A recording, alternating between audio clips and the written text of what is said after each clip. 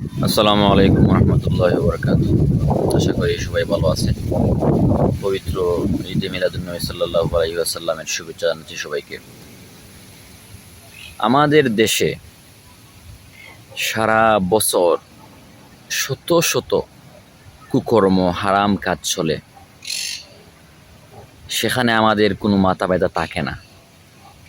শুধু রবিউল আউয়াল মাস এলেই কে মিলাদুন্নবী পালন করলো, কে ঈদ বলল, কে কোথায় শিরনি বিতরণ করলো, কে ঈদে মিলাদুন্নবী সাল্লাল্লাহু আলাইহি সাল্লাম উপলক্ষে আলোচনা সভা করলো,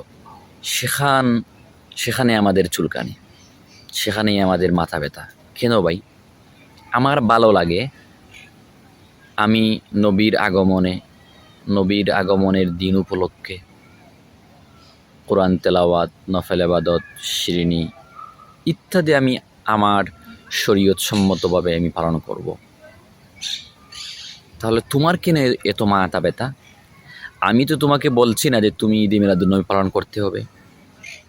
তুমি ঈদে মিলাদুন্নবী সাল্লাল্লাহু আলাইহি সাল্লাম পালন না করলে তোমাকে আমি কি গালি দিচ্ছি? আমরা কি গালি দিচ্ছি? তাহলে আমরা ঈদে মিলাদুন্নবী সাল্লাল্লাহু আলাইহি সাল্লাম উপলক্ষে কোনো কিছু করলে, শরীয়ত মোতাবেক কোনো কিছু করলে, কোরআন তেলাওয়াত করলে, দুরূদ শরীফ পড়লে, শিরনি বিতরণ করলে তোমার এত মাথা ব্যথা কেন রে ভাই? কিসের জন্য তোমার এত মাথা ব্যথা?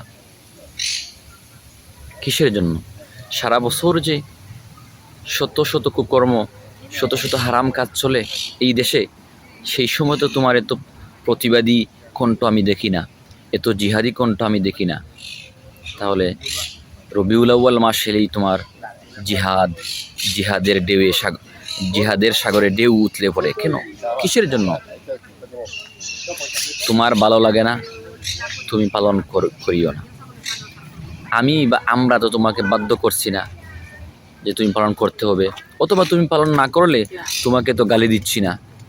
তাহলে আমরা বা আমি পালন করলে তোমার এত জনে কেন জ্বলে? তোমার সমস্যাটা কোথায় ভাই? তোমার সমস্যাটা কোথায় বলেন? তোমার সমস্যাটা কেন বুঝতে পারি না।